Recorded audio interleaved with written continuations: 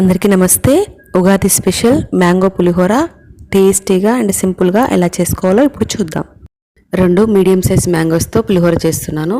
ముందు ఈ మ్యాంగోస్ని బాగా వాష్ చేసుకొని పైన మొత్తం తొక్క తీసేసి పీల్ చేసుకోవాలి.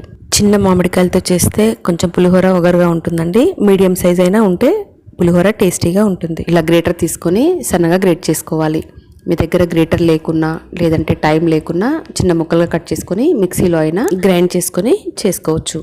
ఇలా గ్రేట్ చేసుకునేటప్పుడు కూడా కొంచెం పెద్ద హోల్స్ కాకుండా మీడియం సైజ్ హోల్స్లో నుంచి గ్రేట్ చేసుకోండి. మిక్సీలో గ్రైండ్ చేసుకున్నా కూడా మరీ మెత్తని పేస్ట్లా కాకుండా కొంచెం బరకపరగగా ఉండేలాగా చేసుకుంటే నోటికి తగులుతూ ఉంటుంది, టేస్టీగా ఉంటుంది. ఇలా 2 మామిడికాయలని సన్నగా తురుముకున్నాము. ఆ మీడియం సైజ్ మ్యాంగోస్తో ఈ తురుము వచ్చిందండి. దీనికి 1/2 kg బియ్యంతో చేసిన అన్నము ఈజీగా సరిపోతుంది. ఈ తురుముని పక్కన పెట్టేసుకొని ఒక ప్యాన్ పెట్టుకొని 5-6 టేబుల్ స్పూన్ల ఆయిల్ వేసుకోవాలి. పులిహోరకి కొంచెం ఆయిల్ ఎక్కువ ఉంటేనే బాగుంటుంది. ఇలా ఆయిల్ వేడైన తర్వాత 1 టీ స్పూన్ ఆవాలు, 1 టీ స్పూన్ జీలకర్ర, ఒక 2 నుంచి 3 టేబుల్ స్పూన్ల పల్లీలు, 1 టేబుల్ స్పూన్ శనగపప్పు, 1 టేబుల్ స్పూన్ మినపప్పు వేసుకొని వేయించుకోవాలి. కావాలంటే కొంచెం జీడిపప్పులు కూడా వేసుకోవచ్చు, బాగుంటుంది. ఇవన్నీ కొంచెం వేగిన తర్వాత కొంచెం కలర్ మారాలండి. ఇలా కలర్ మారిన తర్వాత ఇక్కడ నేను పచ్చిమిర్చి, ఎండుమిర్చి 2 వాడుతున్నాను. మీరు కావాలంటే ఎండుమిర్చి అయినా వాడుకోవచ్చు, పచ్చిమిర్చి అయినా వాడుకోవచ్చు.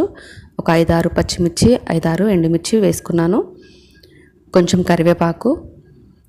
ఇవన్నీ వేగాలి. బాగా వేగిన తర్వాత 1 టీ స్పూన్ పసుపు, 1 టీ స్పూన్ జీలకర్ర, మెంతులు ఈక్వల్గా వేయించి పొడి చేసుకున్న పొడి వేసుకోవాలి. కొంచెం సాల్ట్ ఈ మసాలాకు సరిపడినంత వేసుకొని కలుపుకోవాలి. ఇవన్నీ వేగిన తర్వాత కొంచెం ఇంగువ వేసుకోవాలి. పులిహోరలో ఇంగువ వేసుకుంటే టేస్ట్ చాలా బాగుంటుంది. ఇలా అన్నీ వేసుకున్న తర్వాత మనం తురిమి పెట్టుకున్నాం కదా మామిడికాయని ఇందులో వేసుకోవాలి. వేసి మసాలా అంతా కలిసేలాగా బాగా కలుపుకోవాలి. స్టవ్ పైన పెట్టేసి లో ఫ్లేమ్లో ఒక 2 నుంచి 3 నిమిషాలు ఇలా కలుపుతూ మామిడికాయ తురుముని వేగనివ్వాలి.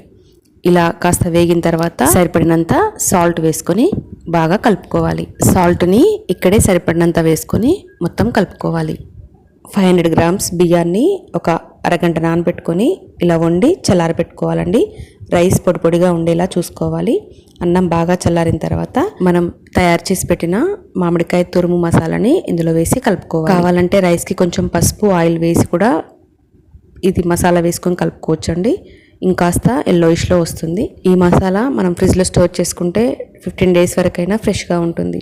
ఎప్పుడు కావాలంటే అప్పుడు రైస్లోకి కలుపుకోవచ్చు. ఇలా రైస్లోకి అంతా కలిసేలాగా కలుపుకోవాలి. పులుపుని చెక్ చేసుకుంటూ ఈ రైస్కి సరిపడా పోపుని కలుపుకొని పక్కన పెట్టుకోవాలి.